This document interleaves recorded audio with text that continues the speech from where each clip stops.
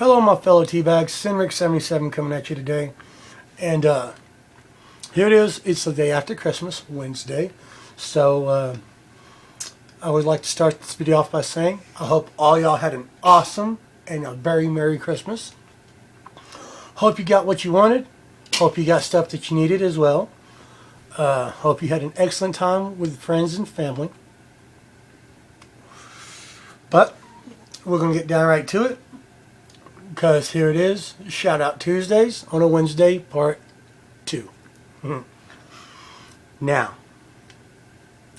I'm going to sit here, I'm going to read off all the names, let y'all know the answer, ask them any question. Y'all know how it goes. Y'all done this before. Now, Zebra for Freedom, Tactical Matt, Superfly Fat Guy 859, the Fabio Uno. Finally got that right, bro. Serene Madness.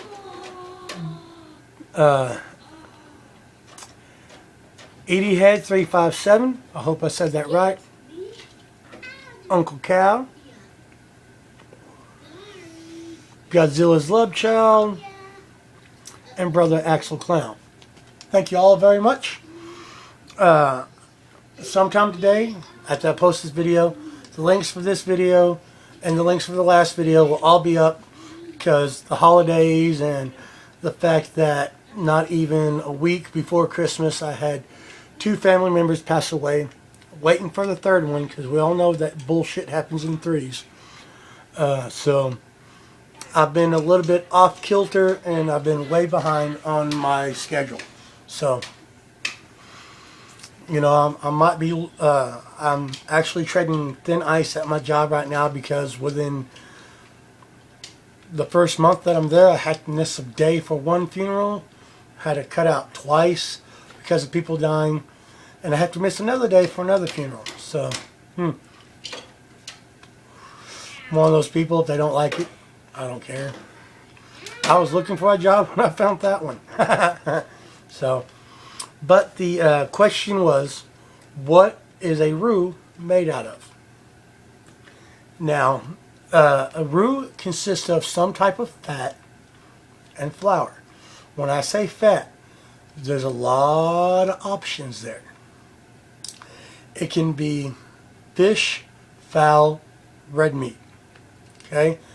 Any type of drippings from any of that, whether it be bacon drippings, or the rendered fat. When I say rendered, that means you cook it down and you break down the fat in it, and it melts away and it collects at the bottom, kind of like how when you cook bacon in a pan on top of your stove. Well, next thing you know, you have a good amount of grease, so to speak, at the bottom of your pan. That is rendered fat. That stuff is awesome, ton of flavor. Need to work with it sometime. You take your fat, whatever it is, and you combine it with flour and you cook it. And that makes a roux. Now, a roux is not done fully cooking until it starts to bubble and boil. You want to cook out the raw flour taste, or the raw cereal taste, as some of us cooks know it, out of your roux, which is awesome. And once you get rid of that taste, your roux is meant for many of things. Anything from making a gravy. When I say gravy, I'm talking about white gravy or country gravy, all the way up to like soups and pies and stuff like that. I use a roux for making my shepherd's pie. I use a roux for making my my pot pies and stuff like that. Roux come in handy for a lot of stuff. Excellent thickening agents, and there's even a different type of roux that's called a slurry, which is an uncooked roux that uses water and flour. But that's a different video altogether. We'll get to that later. But basically, it's used for thickening. There are many stages of roux, going from white to light brown to dark brown to what they call brick, which is almost black. Now that's used for mostly Cajun style cooking, as etouffees, gumbos, jambalaya, stuff like that. And to let y'all know, I'm a sucker when it comes to good Cajun cooking. Most of it I can't eat because I like to put jalapenos in every fucking thing in the Southwest and in the South. I'm allergic to capsaicin, which is the chemical inside of jalapenos that makes them hot. Which means any type of arthritis medicine or ointment I cannot use because that is the main ingredient in it. My smoke died. So that's that. Now, today's question still has to do with a roux, but when using, but it's a little bit further down the line. When using a roux to make a sauce, there is a certain terminology that is used for when that sauce you're making or your roux is done. If you can tell me the name of that terminology, you get a shout out. So, like I said, it is the final stage of making a sauce or a roux.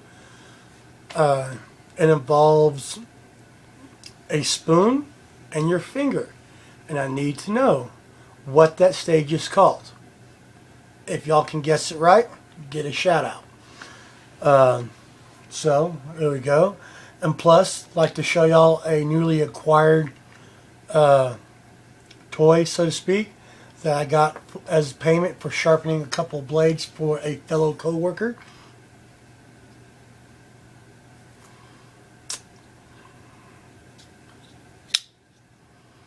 Most of y'all already know what this is. And I have to say, I liked my first one so much, I'm kind of glad I got this one as a payment. Now, for those of y'all who don't know, this is a Buck Vantage. This is basically their Econoline model. It's not even G10, it's FRN handles, if I remember.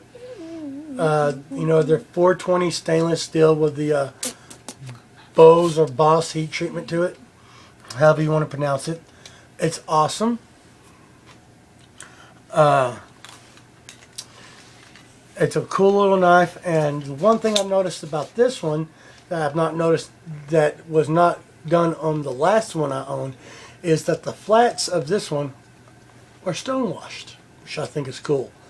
My last one was not stone washed, and to let y'all know that I believe my last one had some funky issues with it because this one is centered perfectly. Epic fail on that tri butt. There we go. It's got the flipper work. The flipper action is very nice. It's very smooth. Epic fail again. There we go. Hold up.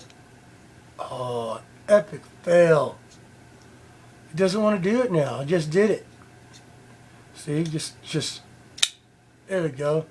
Right there. There we go. Trying to show off too much. See what happens? What happens when I sit there and I talk shit about Tough Thumbs not being able to cut paper, y'all? So y'all stop. Okay? Well, you too will have some type of curse bestowed upon you.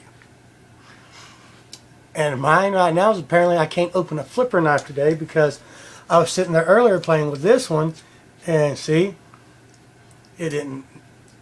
Yeah. So, Tough, I apologize for making fun of you, sir.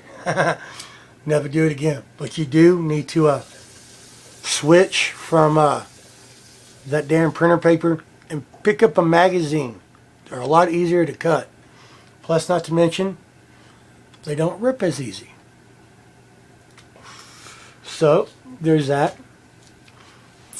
Now, back to the question, remember? I'd like to know the final stage of making a roux or sauce is called what? What stage, what's the name of the stage that you can tell when your roux or sauce is ready? There we go. It does have a name. Like I said, it involves a spoon and your finger. That's how you can tell. It does have a specific name to it. I would like to know said name. And for those of y'all who get it right, you get a shout out. Once again, man, love the fact that I have a buck again, especially this Buck Vantage. I really, really was not expecting to like $1 this much. And I have to say that the folding Omni Hunter and this Vantage, which from the way it looks, I'm going to have to just break down and wind up getting the one that's made out of S30V. I do have one. I dig it. It comes with a, I believe, an OD scale, G10 scale on it, which is awesome. But it's like $120, $130 knife, something like that. But that's neither here nor there. So, bro, thank you very much for the blade. I doubt if he'll see this video, but I'm still going to thank him for it. Thank all y'all very much for participating. Especially, I like to thank Axel Clown, Godzilla's Love Child, Uncle Cow, Eathead 357, Viking Soul, Serene Madness, Da Fabio Uno, Superfly, and the Tactical Matt, and Ziva for Freedom. Thank you all very much. Here's the boy. He's been wanting in on this video. So, only thing I have to say is thank y'all very much for watching. Keep your finger on the choil and have a nice day, y'all. Say bye, kiddo. Bye. Bye, y'all.